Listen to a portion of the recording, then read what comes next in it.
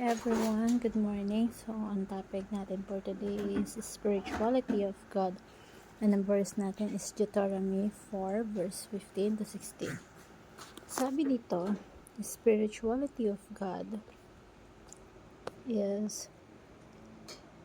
means that He is not composed of physical matters, has no spiritual dimensions, and cannot be perceived by human sense.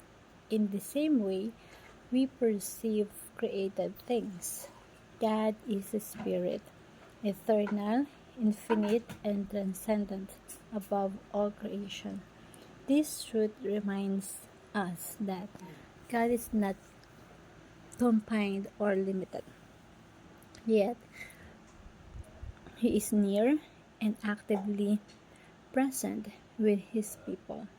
God is spiritually set Him apart from idols and false gods, affirms His simplicity and immaterial nature, and assures believers that He is to be worshipped in the Spirit and the truth. So,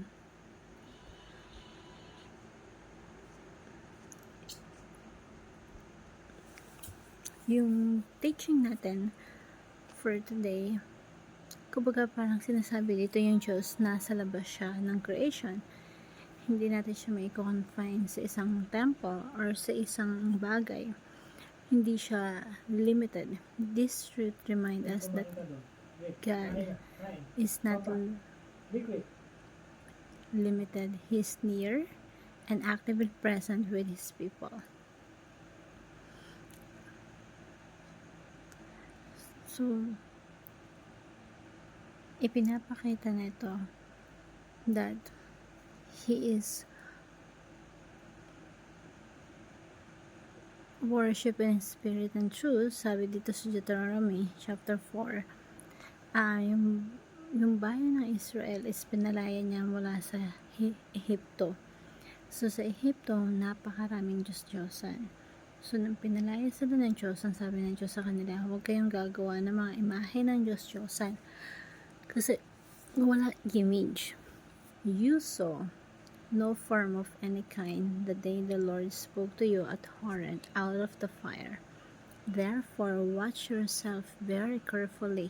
Maging maingat kayo, so that you do not corrupt and make for yourself an idol, an image of any shape, whether form like a man or a woman. Ang dami na ang Diyos-Diyosan na ginagawa sa Ehipto. Kanya-kanya silang invento ng Diyos-Diyosan. Even sa iba't ibang bansa, sa mga Hindu, sa India. So, kanya-kanyang Diyos-Diyosan sila. So, sa Tagalog, nang kayo'y kausapin niya mula sa apoy sa Sinai, wala kayong nakitang anyo. Kaya mag-ingat kayong mabuti. Huwag kayong gagawa ng anumang larawan upang sambahin at maging kawangis ng tao. So, dito, yung teaching natin is God is spirit.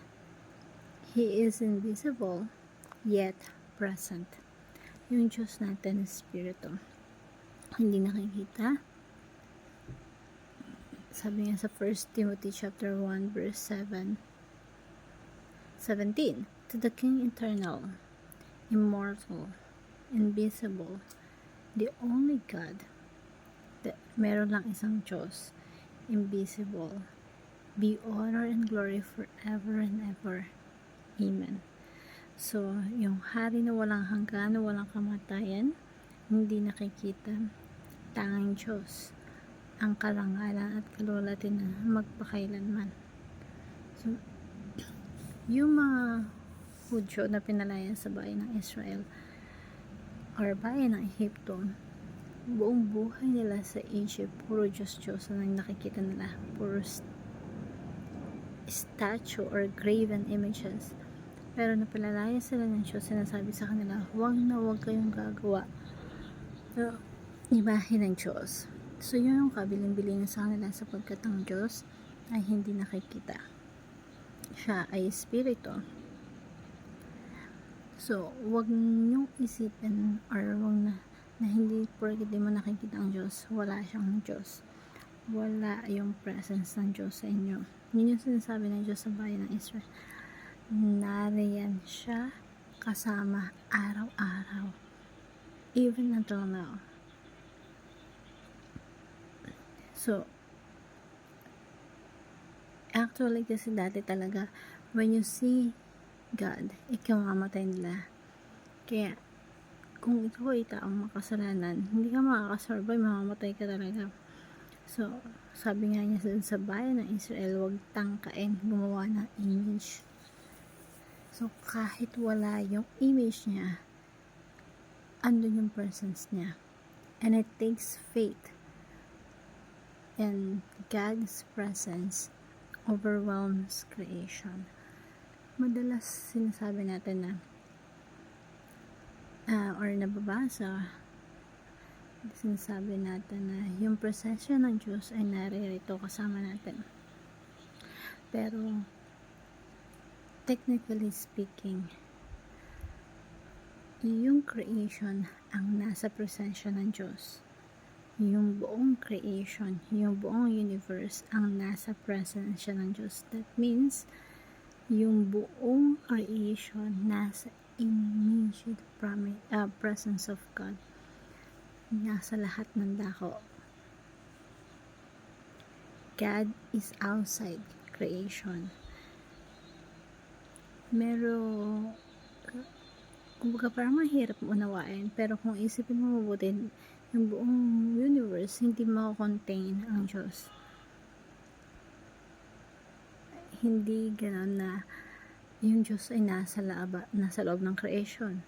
Ang Diyos ay mas malaki sa universe. He's outside creation. And yung Diyos kasi spirito siya. Hindi siya mapapaliwanag sa pamamagitan ng space, but the whole creation, the whole universe is in the presence of God. Walang nakatago, walang mangingilid sa presensya ng Diyos. God knows everything. And medyo technical nga lang, God must be honored at all times. Yung Diyos ay dapat sambahin sa lahat ng oras, sa lahat ng pagkakataon. Yung worship, huwag mo isipin na kanta-kanta lang yan. Kasi yung Diyos, hindi lang siya nakafocus lang dun sa para kang nasa teatro, nakakantahan niya siya, no? But yung Diyos, gusto niya na yung mga Christian kasi nakafocus lang sa pag sinabing worship, kantahan lang, ganun. So, hindi ganun. So, sinasabi dito,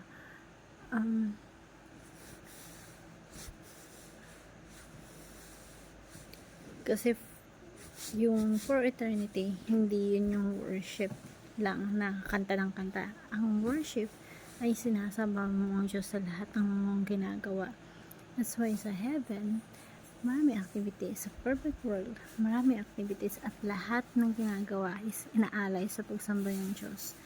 So, bago ka makarating sa perfect world, ngayon pa lang, sa buhay mo pa lang ngayon, lahat ng ginagawa mo is worship kay God.